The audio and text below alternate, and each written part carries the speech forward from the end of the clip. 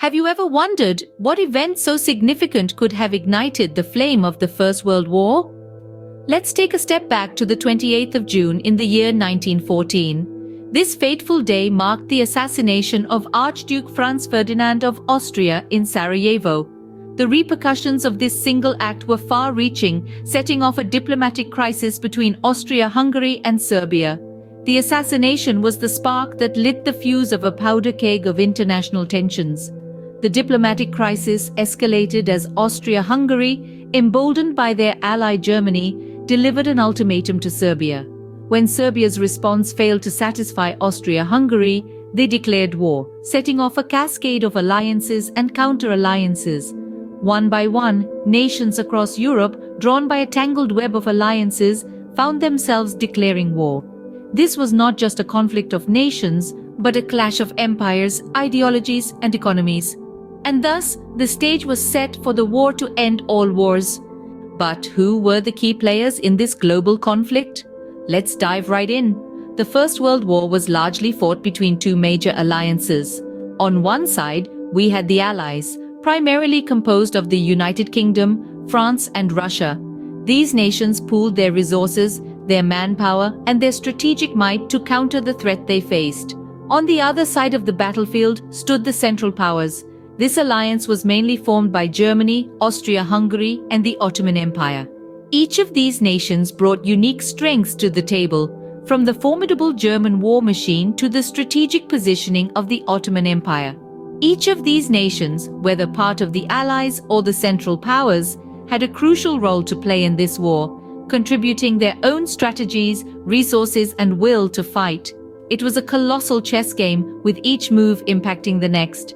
These alliances would shape the course of the war, leading to a conflict of unprecedented scale. The First World War was fought on multiple fronts, but what were they? The Western Front, stretching from the English Channel to the Swiss border, was a deadly battleground characterized by trench warfare. The Battle of the Somme and the Battle of Verdun were some of the most significant and bloodiest encounters witnessed here.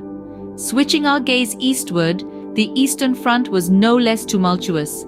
This vast expanse, spanning from the Baltic Sea to the Black Sea, saw the Central Powers grapple with Russia. The Battle of Tannenberg stands out as a pivotal moment that marked a disastrous defeat for the Russians. And then we have the Italian front. Here, high in the Alpine peaks, Italy and Austria-Hungary clashed in a series of 12 battles known as the Battles of the Isonzo. The harsh terrain and weather conditions added an extra layer of difficulty to this front. The brutality and devastation of these fronts laid the groundwork for the modern warfare we know today. So how did this monumental conflict finally come to an end? As the war raged on, exhaustion and desperation set in. The tipping point came with the signing of the armistice on the 11th of November 1918. This marked a resounding victory for the Allies and a complete defeat for Germany. The end of the war was not the end of the story, though. The Treaty of Versailles, signed the following year, set the terms for peace. Its conditions were harsh, particularly for Germany, demanding exorbitant reparations and territorial concessions. This treaty, while ending the war, sowed the seeds for future conflicts.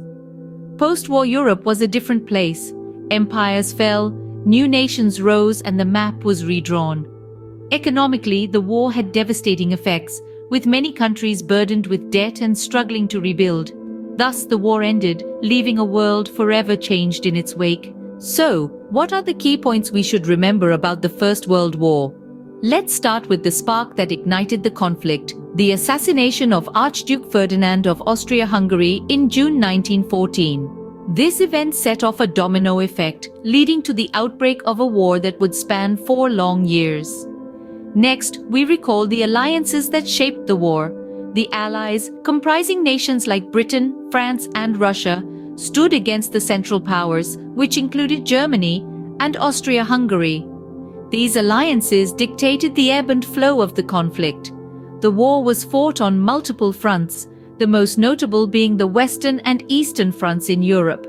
The harsh conditions and brutal warfare marked a grim chapter in human history.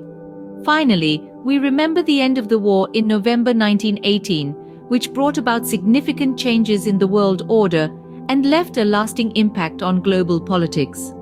In understanding the First World War, we gain insight into the complexities of global politics and the human cost of conflict.